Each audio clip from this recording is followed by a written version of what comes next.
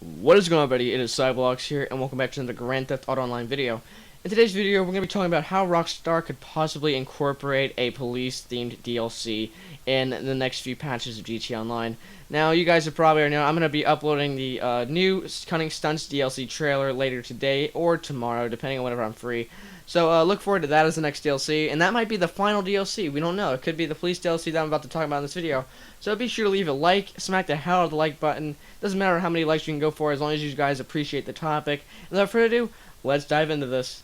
Starting off with the most simplistic things here, in the game files of the PC version, there are actually some data quotes from the dispatcher. That's right, the dispatcher. If you don't know who the dispatcher is, guys, I don't think you guys have ever played story mode. The dispatcher is basically, if you're in a police car in story mode, or basically actually in any car in general, you will actually hear her whenever you get a wanted level saying suspect is heading westbound on, I don't know, maybe a Kuwait Boulevard or stuff like that. Now that's who the dispatcher is, and whenever you're in a police cruiser, she'll tell you whenever it's like suspect is terminated or whatever, if you don't have a wanted level. It doesn't really matter, but you know who I'm talking about, right? So basically, the dispatcher was actually meant to make an appearance online. Well, not an appearance, but you know, like, well, actually a verbal, rather, appearance in online. And this hasn't happened to this very day. It's probably because of like RAM issues and stuff like that, connection issues, stuff like that. Just to add less lag into the game because of all the MP3 files that the voice is. But there's a specific site where you can actually listen to the stuff in the game files about her online. And why would I bring this topic up? Well, you might think it's not that big of a deal because all the police lines are the same. Well, that's actually wrong. There are actually some dispatcher lines saying some things that aren't even in the game just yet. And an example of this is like saying suspect is heading west in a black Hunter.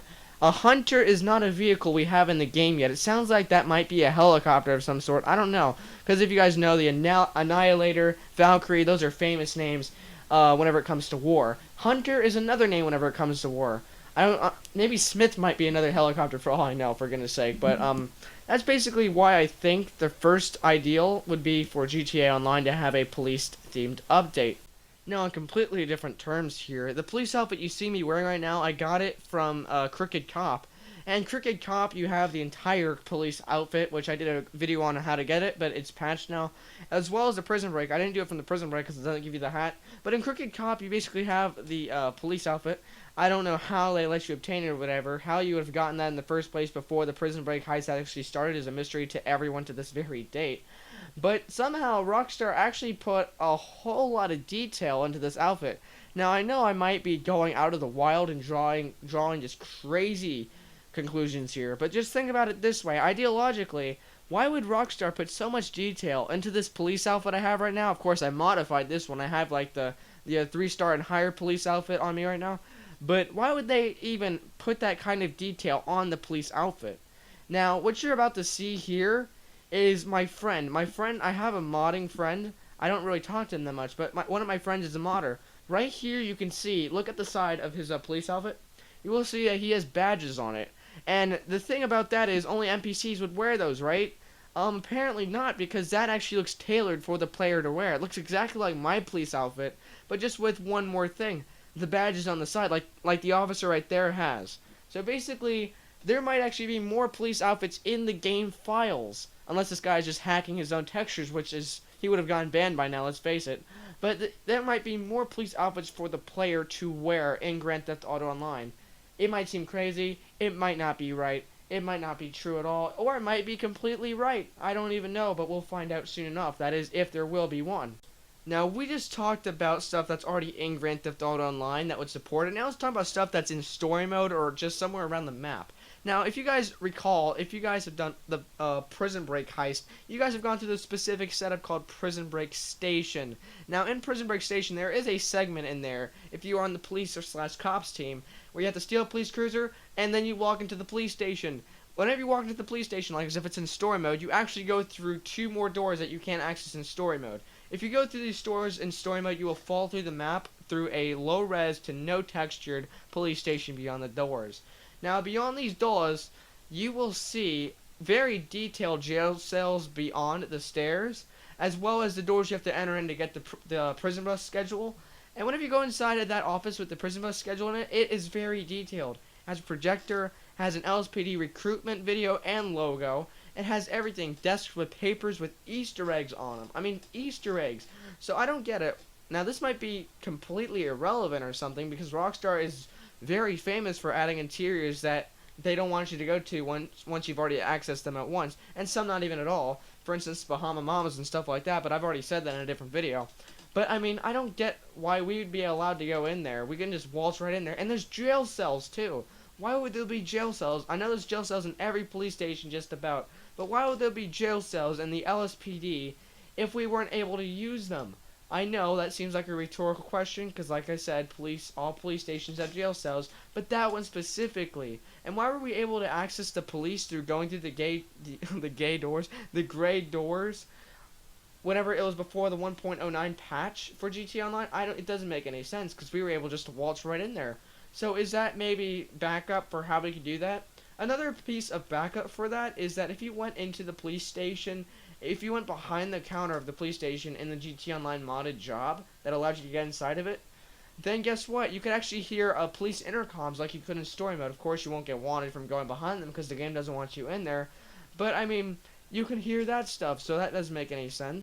Another possibility could be that they're going to be adding some more story vehicles into it. For instance, like you see here, the Sheriff SUV is not a story-only vehicle. You can get it by getting a 4 or more star wanted level in the Gran Sonora Desert area, not in Los Santos. So basically, there's also some things that you cannot get online. Now, it used to be the unmarked cruiser, but that's already in online now. You can get that, but you just can't store it.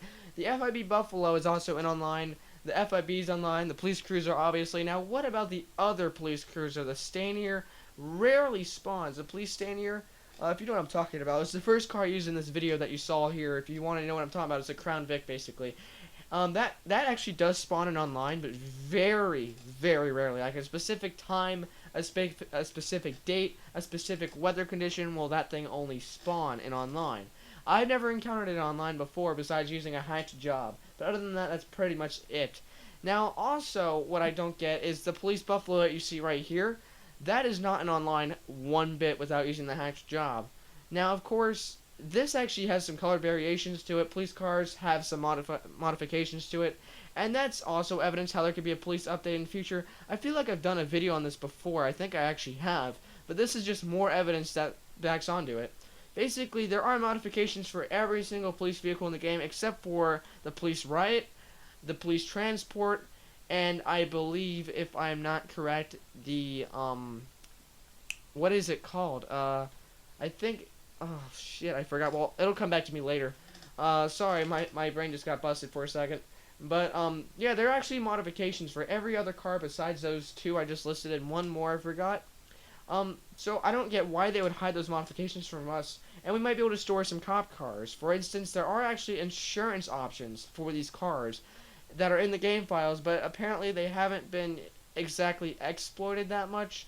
I mean, no one's exactly hacked into it and actually decided to use it without a mod inside of online. But you know what, that's basically probably just me speaking. I mean, there are modifications like color. Bull bars is its own modification, just like the Karen Rusty Technical, or whatever it's called. But basically, yeah, there are modifications like that for police cars. And last but not least, this other interior that is only found in the online creator. This interior, there are two interiors here. They almost share the same thing. But they're actually things that were saved for later that were actually originally in the beta. Now, what I'm saying here is, like, the Sandy Shore Sheriff's Department actually had an interior. If you go in there in the creator, you will actually fall right through the door. And there actually is an interior there if you actually get it at the right second. Now, unfortunately, I was not able to capture this besides me falling through the door. I think I've done it in my interiors video a few months ago. But you will fall right through the floor there, as well as the Paleto Bay Sheriff's Office. That is kind of like the Blaine County Sheriff's Office altogether, really, because it's the entire county. But Paleto Bay also has another enterable interior. Now, these are only accessible through mods if you were to walk around them solidly with fully rendered textures. Other than that, you just see like a really big Los Santos map, and I don't know what else to say about that.